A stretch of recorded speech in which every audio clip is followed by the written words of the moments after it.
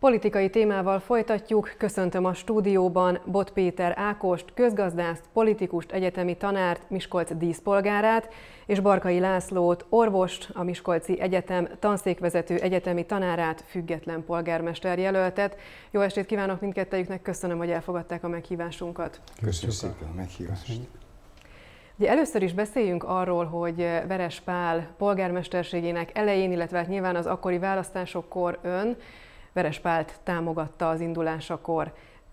Mit szól a jelenlegi politikai helyzethez? Nyilván az már ismert, és azt gondolom, hogy a tévénézők is pontosan tudják, hogy Veres Pál visszalépett. Igen, engem nagyon meglepett, én földesista diák vagyok, és 5 éve voltam itt, nem mondom meg, hanyadik érettségi találkozón, maradjon ez a mi titkunk, és akkor találkoztam vele, és utána, amikor indult jelöltnek, akkor nagyon szívesen felajánlottam a szolgálatomat, hiszen kötődő Miskolchoz, 1 éves korom óta itt nőttem fel, innen nősültem, és hát ide tartozónak érzem magamat. És amikor 3 hónappal ezelőtt fölhívtam, hogy tudok-e segíteni, akkor olyan kicsit bizonytalan a választ adott, hogy nem tudom, majd meglátjuk, és utána hát olvastam az újságba, hogy nem indult el, nagyon sajnálom.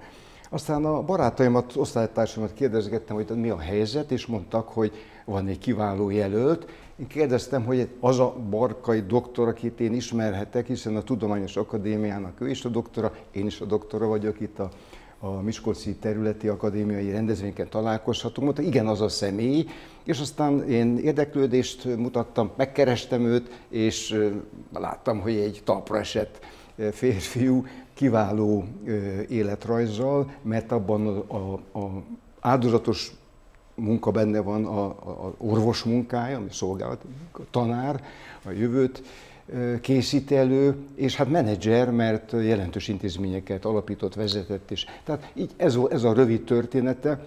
Ha azt kérdezi, hogy hogy fog eldőlni majd a választás, nem tudom, nem vagyok politológus, én nekem az elég, hogyha van valaki, aki független jelölt, de van mögötte masszív támogatás, és van egy olyan programja, amelyik szerintem nagyon rászorul minden magyar városra, hogy legyen egészségesebb, talpra esettebb, dinamikusabb, mert az ország kicsit meg van fáradva. És hát új arcok kellenek, akik már bizonyítottak, de még elég fiatalok ahhoz, hogy azt gondoljuk, hogy el fogják ezt a terhet hurcolni.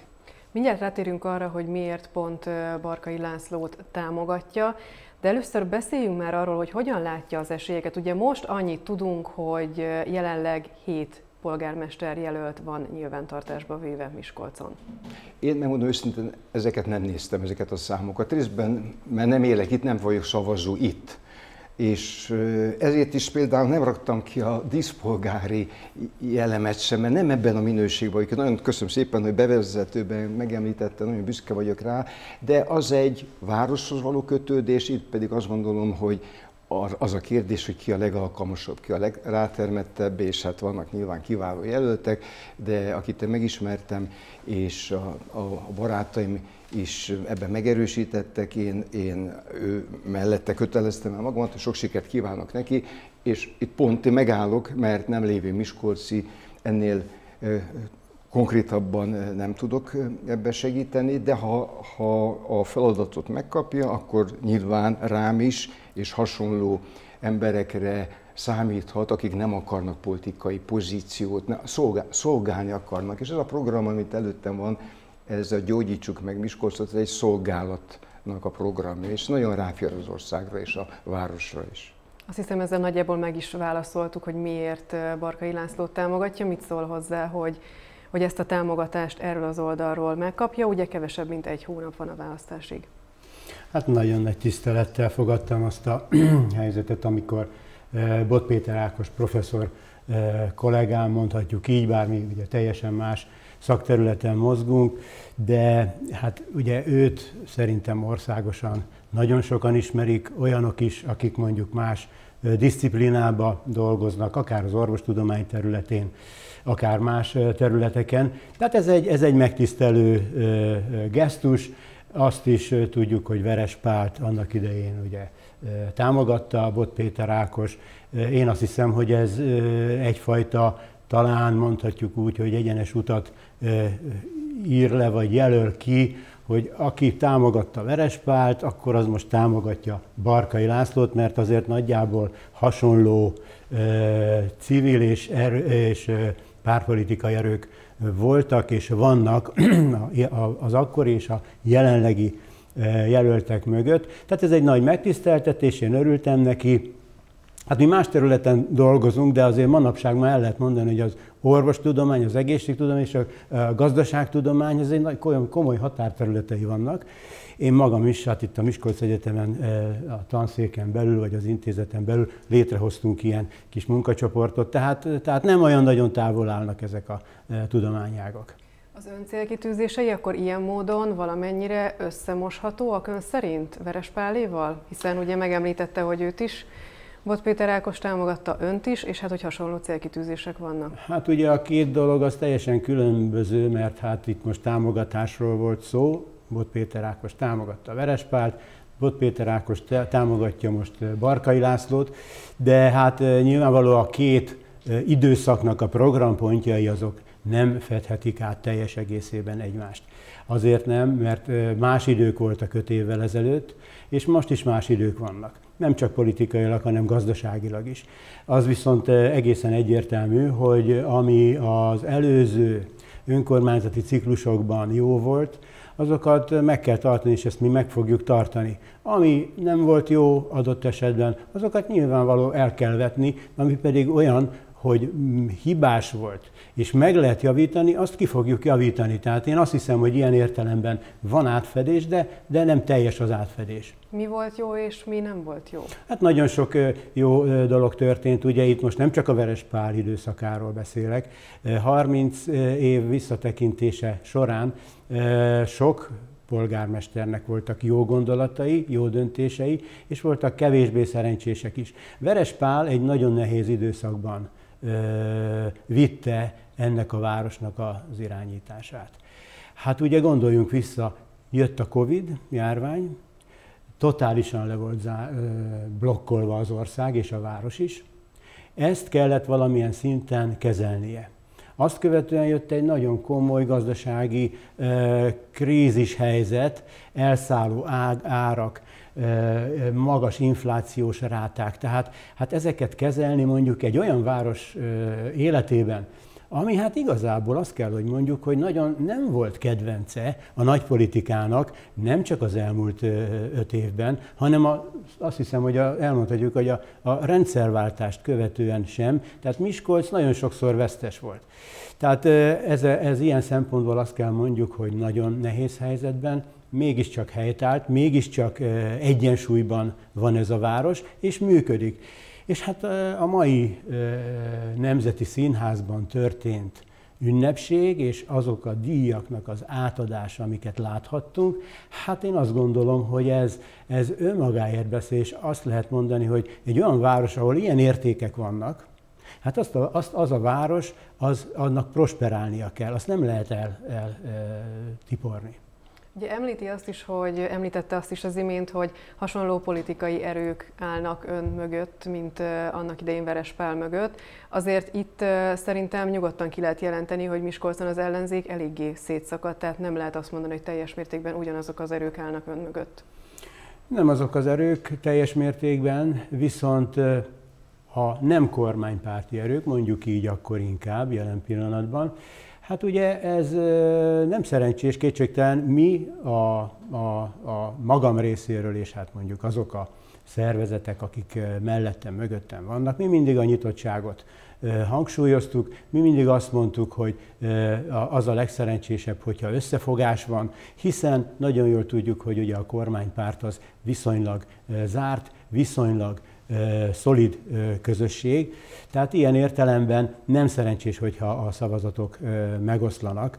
De azért azt is el kell mondani, hogy azok a mondjuk így, hogy szlogenszerű üzenetek, hogy akkor most itt azért kellene kormánypárti polgármestert választani, mert akkor jön majd a pénz. Hát ezek nem így vannak. Azért nincsenek így, mert emlékezzünk vissza a Verespált megelőző 2 ciklusra, ahol Fidesz tag volt a polgármester, már nincs köztünk, nyugosztalja a jóisten, ugye, Kriza Ákost, de hát nem jöttek a pénzek. Tehát mi ezt nem láttuk, itt élünk, itt dolgoztunk, és nem láttuk. Tehát én azt gondolom, hogy ez egy lényeges körülmény.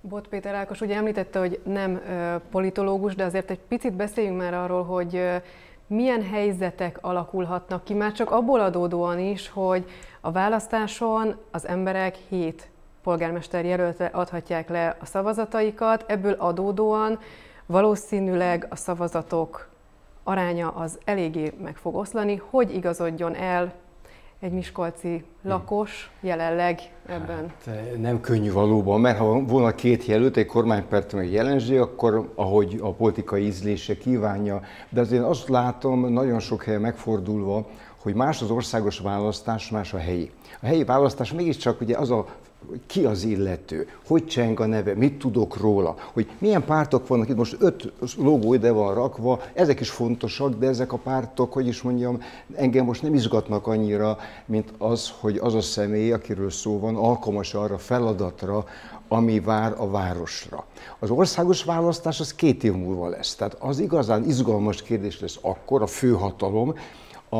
Most se lényegtelen, hogy az európai választáson ki mit választ. Az európai közeledést, vagy valamilyen ott ülünk a kerítésen, és ide is nézzünk, meg oda is nézzünk. Nekem erős nézetem van, de szerencsére nem kérdezte meg.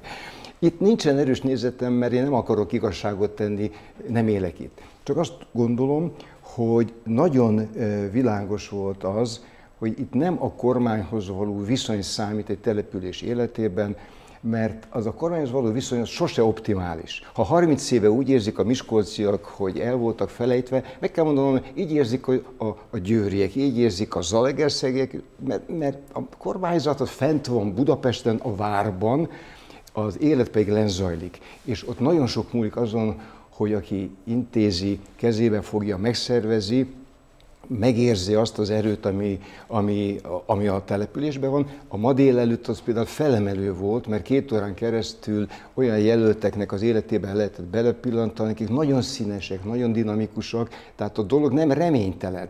Egybe vitatkoznék, nem vitatkoznék, csak kiegészítem, hogyha úgy érzed, ugye a László, hogy az előző polgármesternek nehéz 5 éve volt, 4 éve, amennyi, a következő se lesz könnyű, hiszen klímaváltozás van, technológiai változás van, politikai változások vannak, és van egy hatalmi, az ország politikai élete nagyon erősen változik, tehát, hogy valaki talpon maradjon és dinamikus legyen, ahhoz az kell, hogy az ott élő emberek egészségesek legyenek, lássanak maguk előtt távlatot, hogy a gyerekeik jó iskolába kerüljenek, hogy ott maradjanak, visszajöjjenek, akkor dinamikus egy város. Különben fogják maguk a fiatalok és elmennek valahova, Frankfurtba, elmennek Oszlóba, elmennek tőlünk messze, és akkor hiába van itt ez a kiváló adottság és a szép múlt,